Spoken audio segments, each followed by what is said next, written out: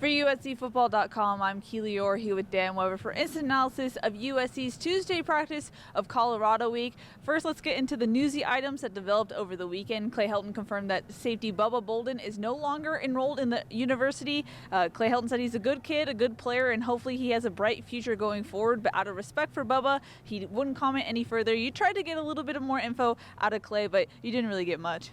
Now, I just wanted to talk about, I said not exactly about Bubba, but about the process that happened that first week of the season where, the coaches announced that he's going to start.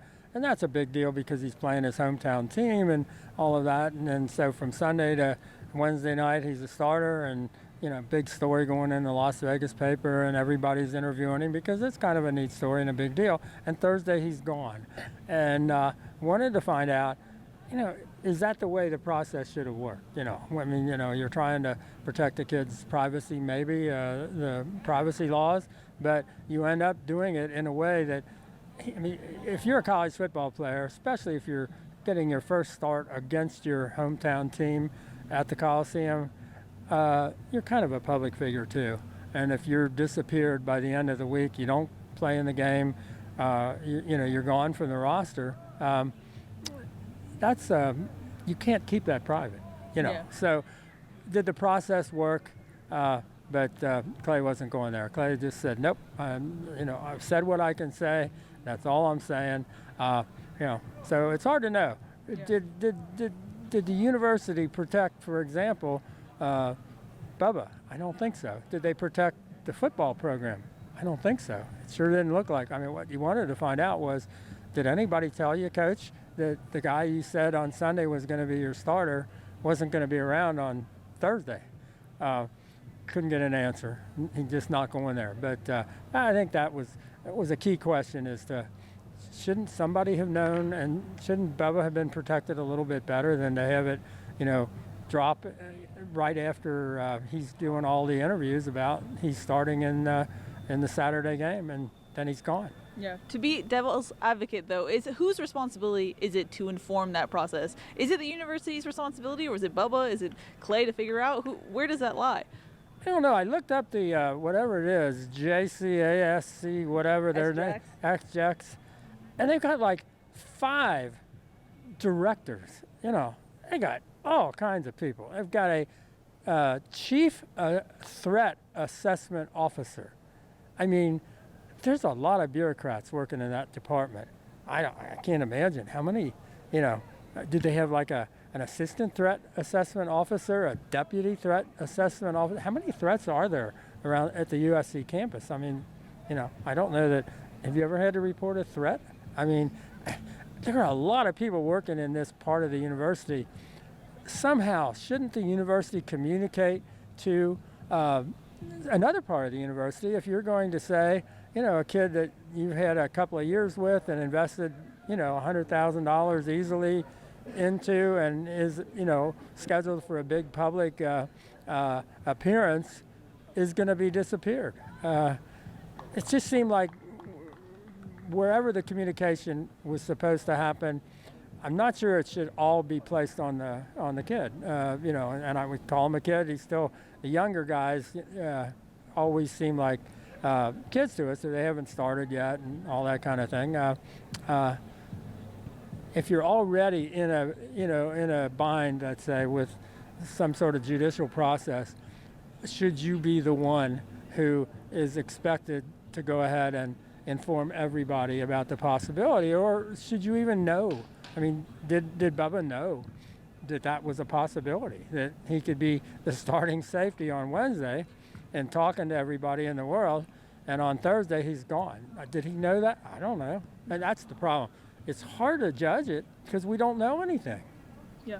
Yep, that's as good as you can say it. But moving on to actual football, USC is preparing for Colorado this week. They did do some installment during their bye week, but they came back full pads on Tuesday. It seemed like a pretty intense, competitive practice. You noticed when you came in that there was a loud practice. It seemed like guys were pretty spirited to be back out on the field in full pads. so were the coaches. I thought the coaches coached really hard. I think Clay was kind of, giving you that little bit of Ed Orgeron voice and working really hard at it. I think it was kind of, consistent all the way through in terms of hustling, from drill to drill and field to field and all that kind of thing. I thought the players looked like they have realized they can still, they can run the table till Notre Dame. They could be 9-2 going into the Notre Dame game and have a really, really big game and have won the Pac-12 South.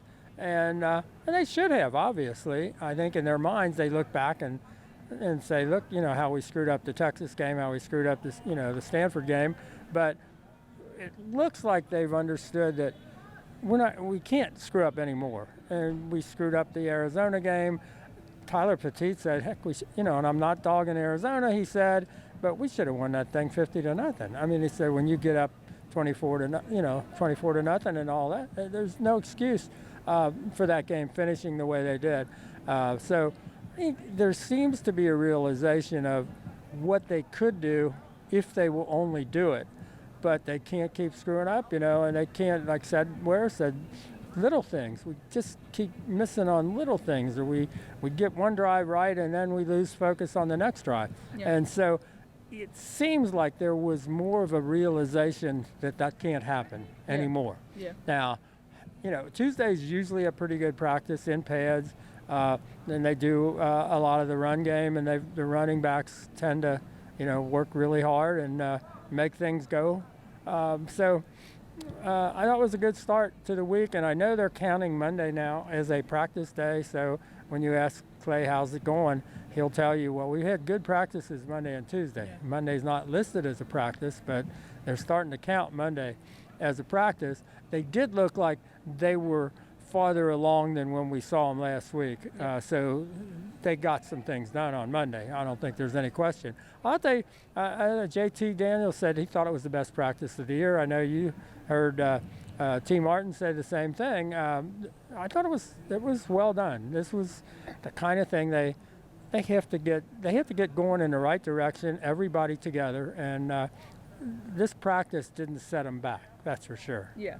And part of fixing your mistakes is able to happen when you're able to self-scout. And USC used the bye week as an opportunity to self-scout, see what their tendencies show on film. And Clay Helton said he was brutally honest with his coordinators, his position coaches, and the players. And he was actually pretty honest with us and told us what he told each of those groups. And I thought that was encouraging what he said in that breakdown. I thought it was too. I think the only thing is I would forget categorizing the penalties. You don't have to give them names. You got 18 of them.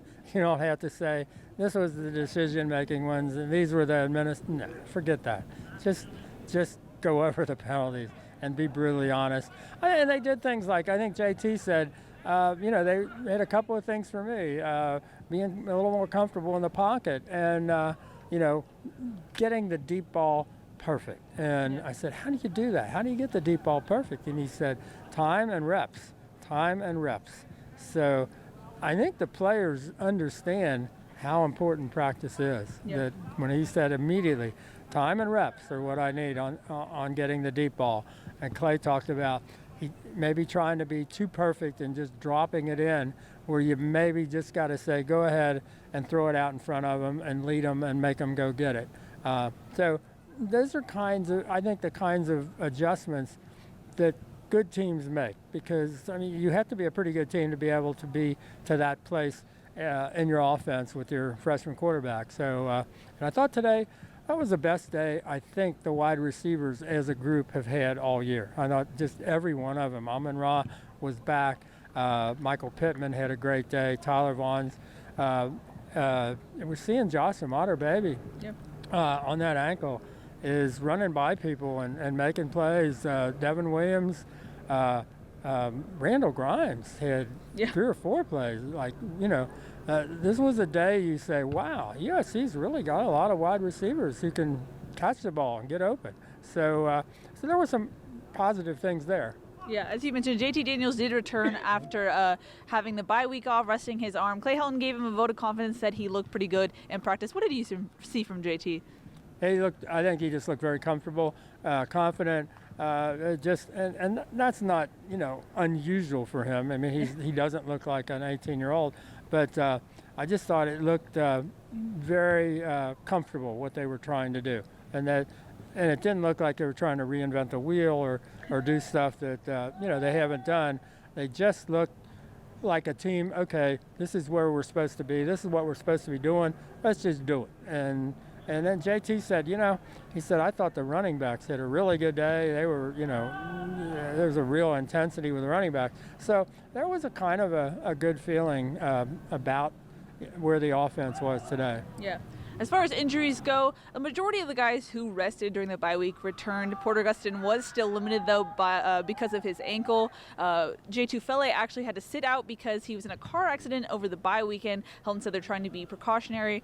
Bernard Shermer sat out because he has a neck issue. Amon-Ra St. Brown returned. He still has that AC shoulder sprain, though, that he's dealing with. And there's a couple other guys who sat out today. Clayton Bradley, I think, a lower back. Clayton Bradley, lower back, and he didn't practice, and Malik Thornton with his ankle did, and he's a warrior. He just went out there and practiced. John Houston back with that neck thing turned out to not be as serious as I think we worried about. I guess Raymond Scott, they put some pins in his fractured finger, and they're saying he might get to play this week. So mostly good news, I think, on the injury front. Mm-hmm.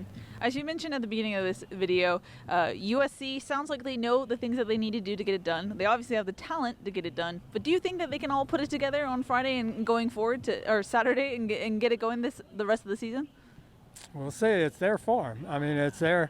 They should dominate the Pac-12 South. They've got to know it is there if they do it. But as Clay said, we have another 18 penalty game. I mean. What are you going to do about that? So one would think that they know the opportunity is there. The talent is there. They've got a chance to beat a Colorado team that's ranked and, unbeaten and all that they can definitely beat. I mean, so if they get off to the right foot, right start this week, then they got to go to Utah and they got to win there. But, they've got a chance to pretty much say the Pac-12 South is ours, and they can do it and make it happen. And I think they know that. Now we'll see if they can do that. They practice well today, but now they got to practice well tomorrow. And tomorrow they won't be in full pads. Mm-hmm. And that may tell us more than today because it'll be a lot about how do they want to practice and how do they want to what do they want to put into it. And I think tomorrow will be an interesting day to watch to see how this carries over. For sure. Any final thoughts before we wrap it up? No, I think I mean there still have guys talking about you never know if we run the table, who knows about the playoffs, and and you just think, gosh, okay, well, in order to do that, you've got to run the table, and that would include Notre Dame, obviously. Yeah. So they went out. They'll do some good things for themselves, though. I mean, they've got a chance to win every game in the Pac-12 South, and then they've got Notre Dame here, and so it's their farm, but they have to take it. They have to make it happen. It's just not going to happen. Yeah. They've got to. I mean, look at it. Colorado shouldn't be doing what they're doing, but they are. They came out this year and said, we're going to really have a good team. And so far, they've lived up to, they don't have as many bodies and as much talent, but the guys they've got have played really, really well. And they've put it all together. And USC has to do the same thing. And Utah is kind of doing that same thing after they had a tough start. And then they come back and just throttle Stanford last week. So USC has to get into that swing of things the next 2 weeks against teams that seem to have already gotten there. Yeah, good point. All right, that's going to wrap it up for Tuesday's practice. For Dan Weber, I'm Keely Eure. For more, check out uscfootball.com.